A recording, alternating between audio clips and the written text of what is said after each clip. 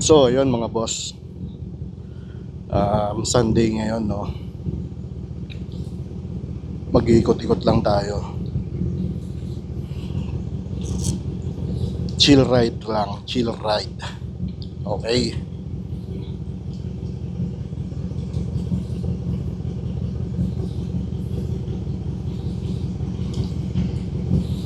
Hmm,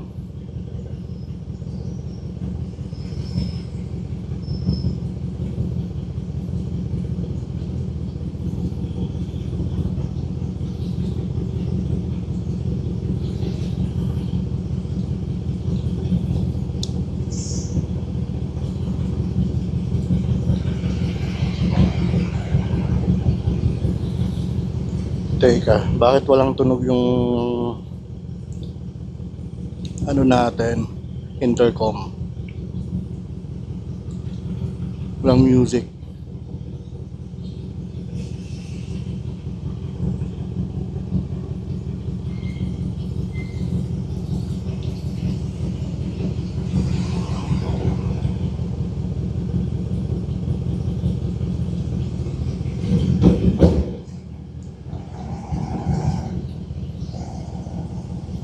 Tanga.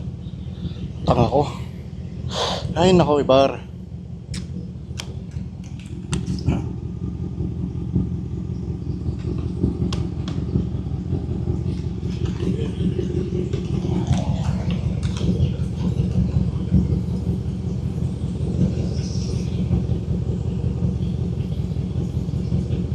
Yun.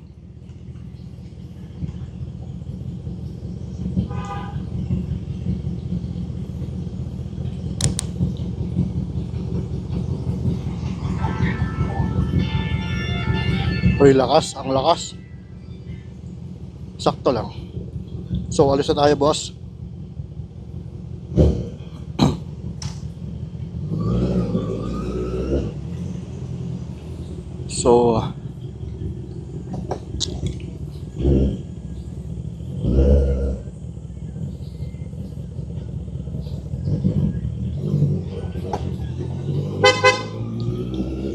So, ayun.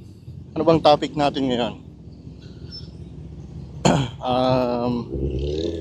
Mag-ano kaya tayo?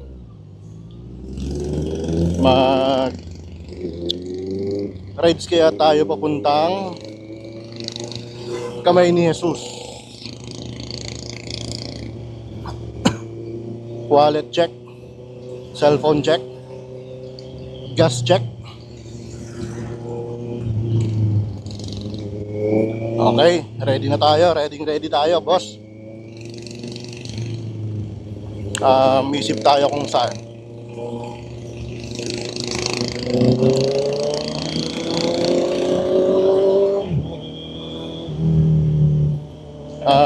Ano kayo magandang topic, mga boss?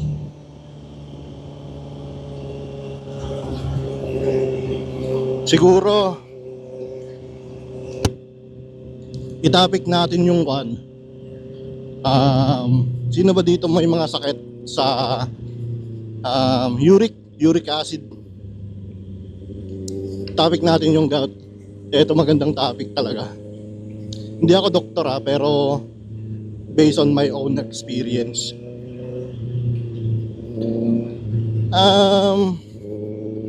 Ako yun talaga yung sakit ko, gout. Wala nang iba. Wala akong kung ano-anong sakit.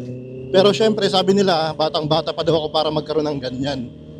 Pero base naman sa pagre-research ko, marami din talagang mga katulad ko na edad ko na tinatamaan na din talaga ng gout.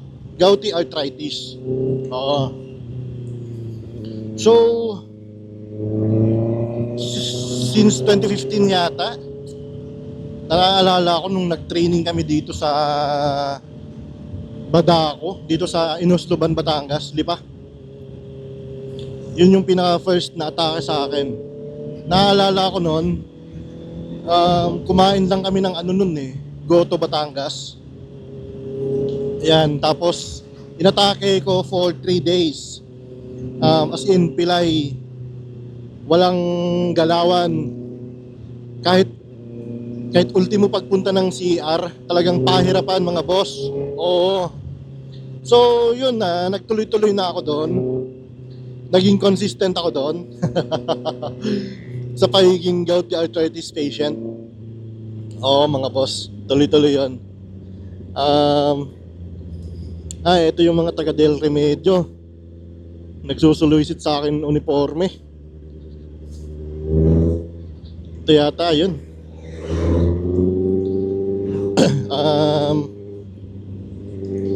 So ayun mga boss, tuloy natin, no. Tsaka pala, once na kumain ako sa panahon ngayon, sa dinami-daming atake ng nangyari sa akin ng gouty, umabot na ako sa point na kahit kumain lang ako ng corned beef or kahit na ano na